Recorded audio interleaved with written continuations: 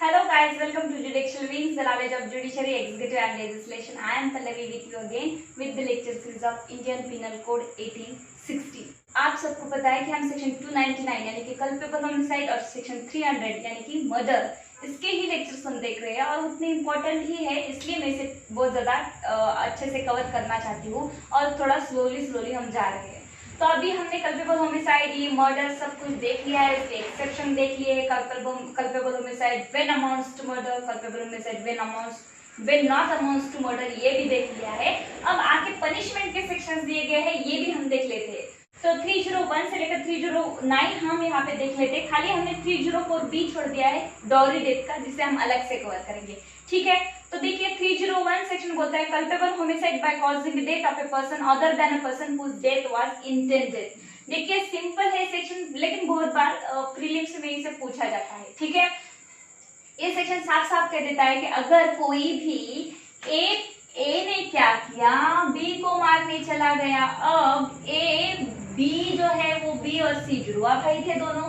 अब बी और सी जुड़वा भाई थे, ए को तो मारना था बी को, लेकिन ए ने मार दिया सी को, ठीक है कि नहीं। तब क्या होगा, तब इसे कल्पेबल होमिसाइड माना जाएगा या फिर मर्डर माना जाएगा। तो आइए देखते हैं। तो if a person by doing anything which he intends और knows to be likely to cause a death, intention था, पता था कि डेथ कॉज करनी है, commits a culpable homicide by causing the death of any person whose death is neither intended nor known him to be likely to cause.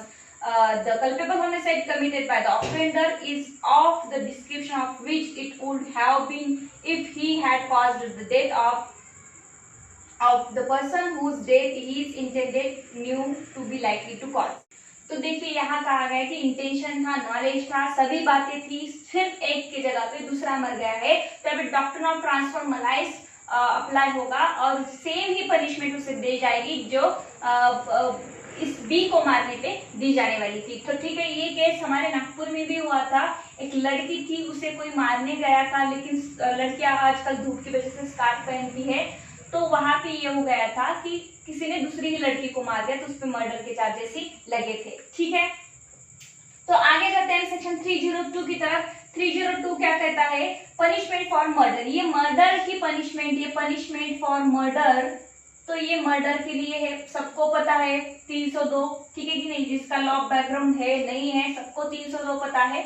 तो 302 में murder की punishment बताई गई है। तो क्या है मर्डर के लिए punishment, whoever commits a murder shall be punished with a death or imprisonment for life and shall also be liable to fine। देखिए यहाँ कहा गया है कि कोई भी अगर मर्डर का क्राइम करता है, ऑफेंस करता है, तो वहां पे उसे लाइफ इम्प्रिजनमेंट की सजा भी हो सकती है, डेथ की सजा भी हो सकती है और अल्सो लाइबल टू फाइन वो पर्सन होगा।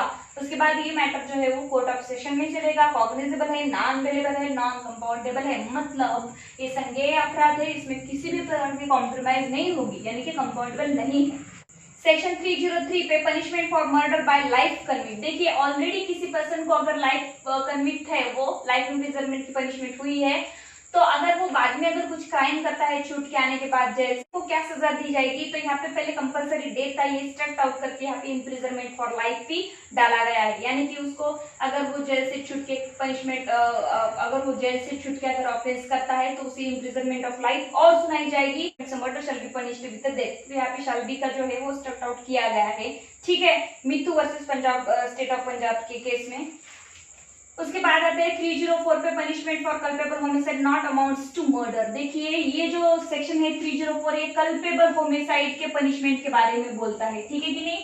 कल्पेबल होमिसाइड के लिए क्या पनिशमेंट हो जाएगी, मर्डर के लिए तो हमने देख ली 302 में, 304 में पनिशमेंट है culpable homicide not amounting to murder, मतलब जिन कल्पेबल होमिसाइड को मर्डर में नहीं डाला गया है उसको कल्पेबल होमिसाइड बोला गया है, तो उनके लिए क्या पनिशमेंट है। तो इससे भी दो पार्ट में इस पनिशमेंट को डिवाइड किया गया है, 304 को दो पार्ट में डिवाइड किया गया है।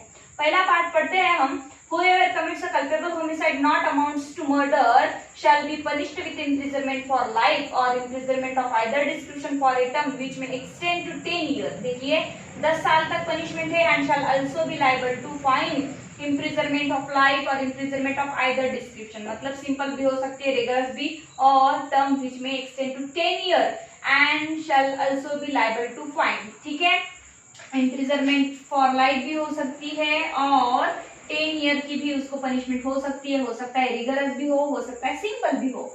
उसके बाद सेक्शन ए बोलता है and shall also be liable to fine if act by which the death is cause is done with the intention of causing a death और of causing such a bodily injury as is likely to cause a death. देखिए हमने culpable homicide में क्या देखा था section 299 में कि probability बहुत कम होती है वहां पे, हो सकता है डेथ कॉज हो जाए और हो सकता है कि उसे ग्रीवियस इंजुरी भी हो जाए, लेकिन आपका डेथ कॉज करने का वहां पे इंटेंशन होगा तभी ये पनिशमेंट आपको होगी, यानी कि इम्प्रिजनमेंट ऑफ लाइफ या फिर 10 इयर्स रिगरस और सिंपल।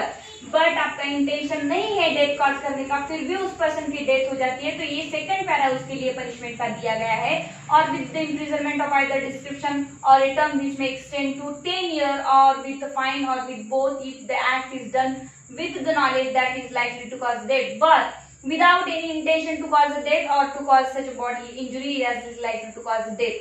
देखिए विथ इंटेंशन के लिए विथ इम्प्रिजनमेंट ऑफ लाइफ की पनिशमेंट है और 10 इयर्स है प्लस फाइन है, लेकिन विदाउट नॉलेज, ठीक है विथ नॉलेज पता तो है लेकिन बट विदाउट इंटेंशन अगर होगा तो 10 वर्ष तक पनिशमेंट हो सकती है और फाइन और बोथ, ठीक है। तो विथ इंटेंशन और देखिए यहाँ पे with intention with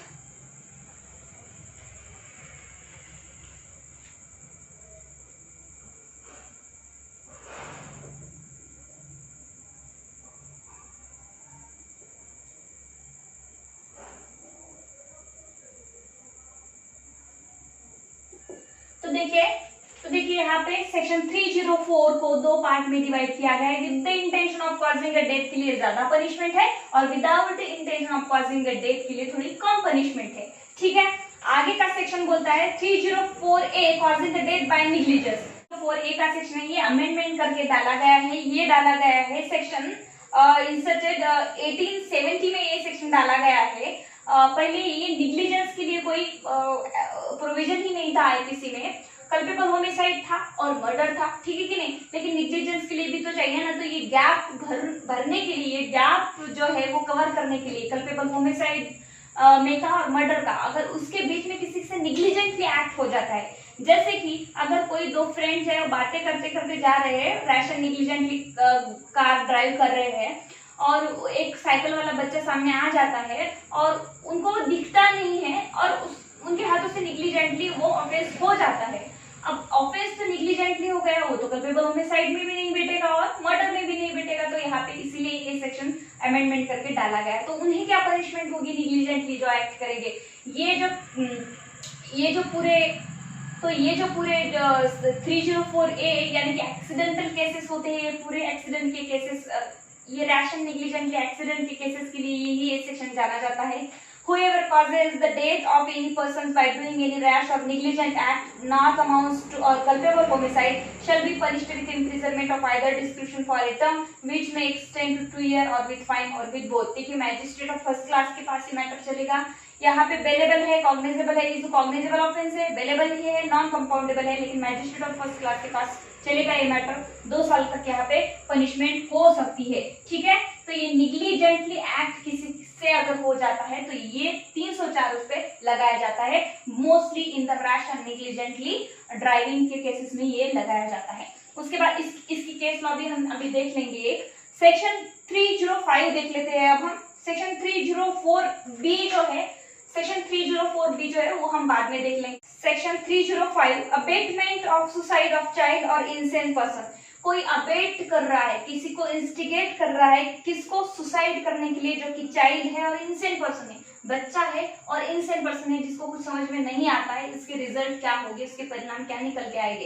if any person under 18 year of age और any insane person, any delirious person मतलब unsound mind person, any idiot और any person in the state of intoxication, जो कि नशे में, उसे अब भी समझ में नहीं आ रहा है कि क्या सही और क्या गलत, commits a suicide, whoever abates the commission of a suicide shall be punished with a death or imprisonment for life, imprisonment for a term not exceeding 10 years and shall also be liable to fine। देखिए इतनी ज्यादा यहाँ पे punishment है अगर किसी को abate कर रहे हो, इंस्टिगेट कर रहे हो सुसाइड करने के लिए, जो कि एक बच्चा है, इंटॉक्सिकेटेड पर्सन है, डिलीरियस पर्सन है, इनसेंट पर्सन है, जिनको अभी आइडिया नहीं है कि ये हमें अबेट क्यों कर रहे हैं सुसाइड करने के लिए, जो कि सुसाइड नहीं करना चाहिए, उनको समझ में नहीं आ रहा है, उस सिचुएशन में 305 ये सेक्शन वहां पे अप्लाई होता है।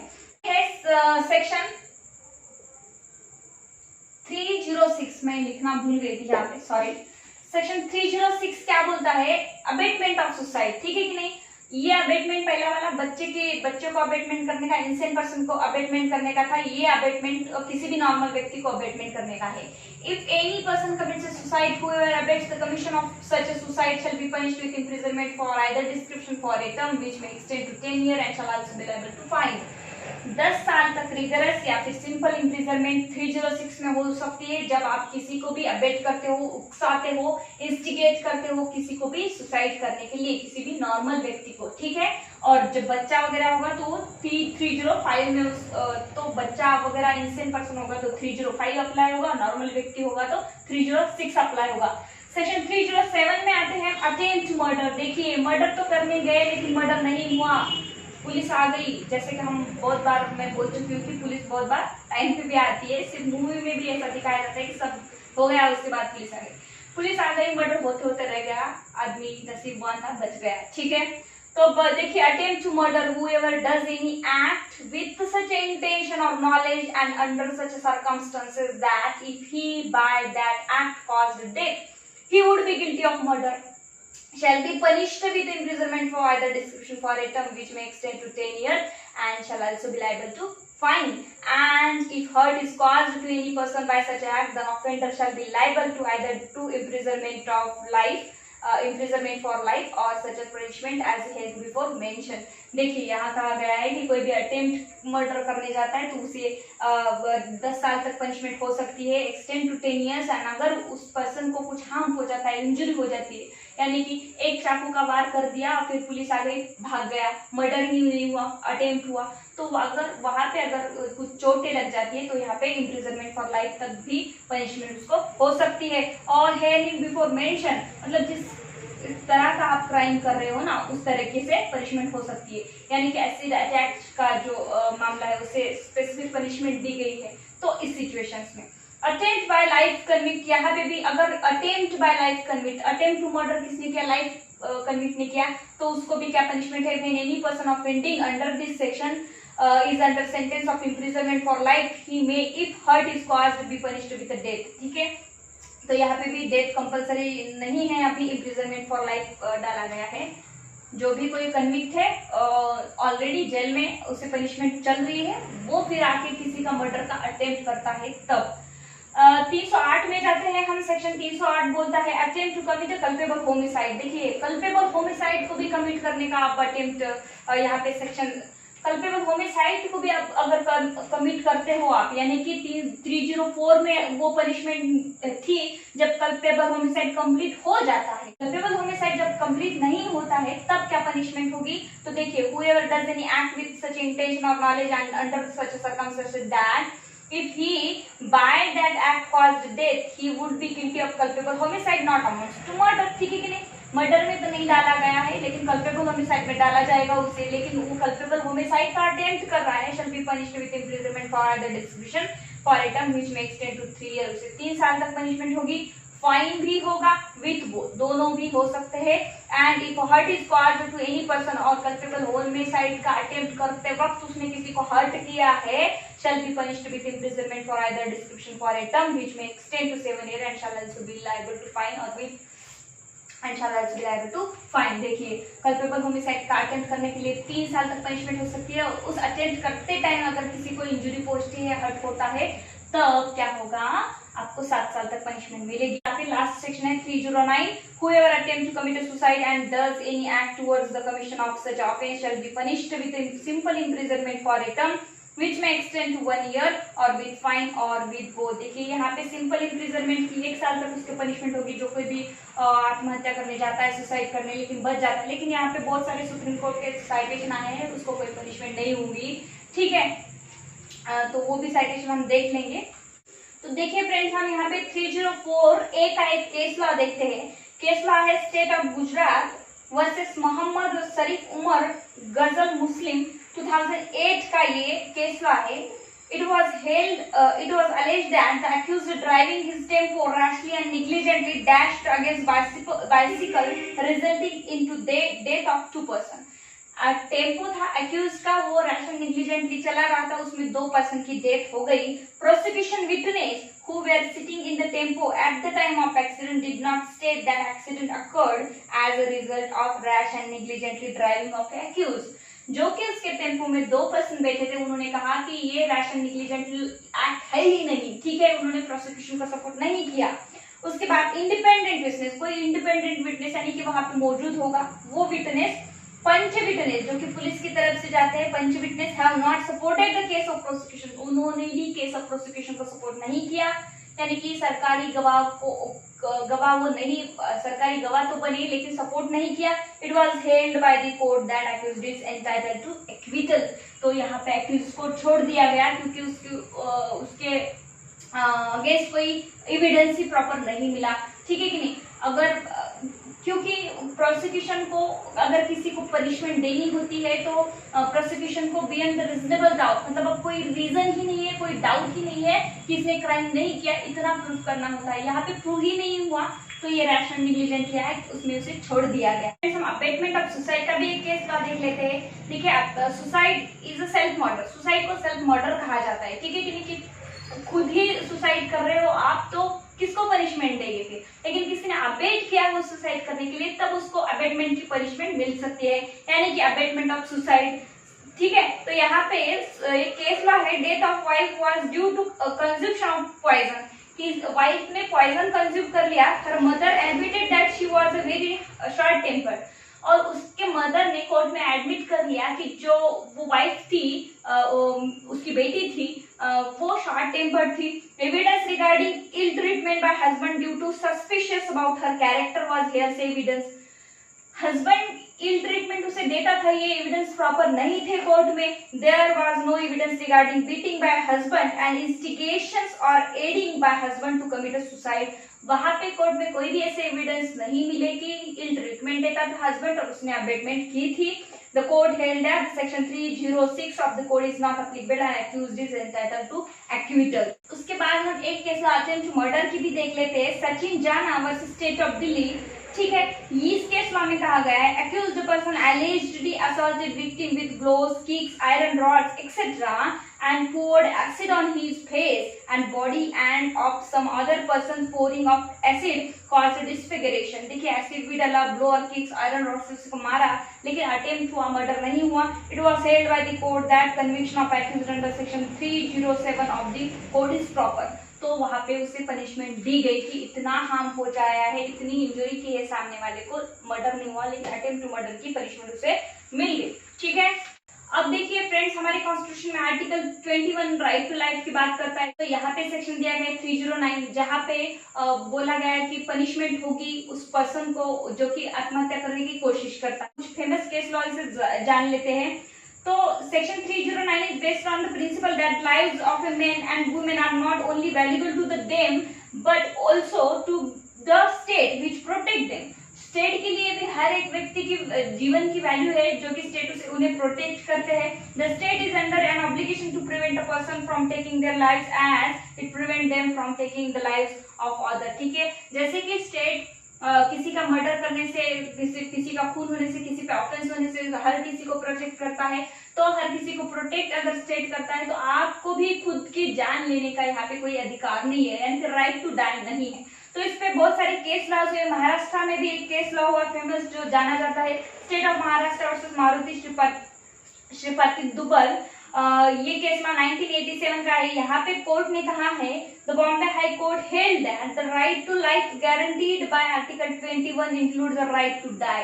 देखिए यहाँ पे बॉम्बे हाई कोर्ट का कहना था कि राइट टू लाइफ जो है कॉन्स्टिट्यूशन का, वो राइट टू डाई भी, राइट टू डाई का भी राइट आपको देता है. And consequently the court struck down articles and consequently the court struck down section 309 of Indian Penal Code. तो यहाँ पे ये बहुत बड़ा जजमेंट है, लेकिन इतना ही इसमें इम्पोर्टेंट है कि यहाँ पे राइट टू डाई को इंक्लूड किया गया बॉम्बे हाई कोर्ट की तरफ से राइट टू लाइफ में. और आगे एक but in चेन्ना Jagdishwar versus state of Andhra Pradesh, the Andhra Pradesh high court held that right to die is not a fundamental right within the meaning of article 21 and hence section 309 is not unconstitutional. देखिए sorry, अब Andhra Pradesh court कहती है कि right to die जो है वो fundamental right नहीं है और ये आर्टिकल 21 के तहत नहीं आता। राइट टू डाई जो है वो फंडामेंटल राइट नहीं है और ये अनकॉन्स्टिट्यूशन, ये वायलेट नहीं करता है 309 को और ये 309 सेक्शन जो है आईपीसी का वो अनकॉन्स्टिट्यूशनल नहीं है। उसके बाद और एक केस लॉ हुआ in P Rathinam versus Union of India. यहाँ पे कहा गया supreme court agreeing with the view of the Bombay high court in Maruti Shripati Dubal case held that a person has a right to die and section 309 को unconstitutional declare किया गया। But finally in a Gailkhor versus State of Punjab का जो famous case law है उसमें supreme court ने कहा the Supreme Court held that section 309 of the Indian Penal Code 1860 is not a violative of article 21 of the Indian Constitution and right to life under section and right to life under article 21 does not include right to die।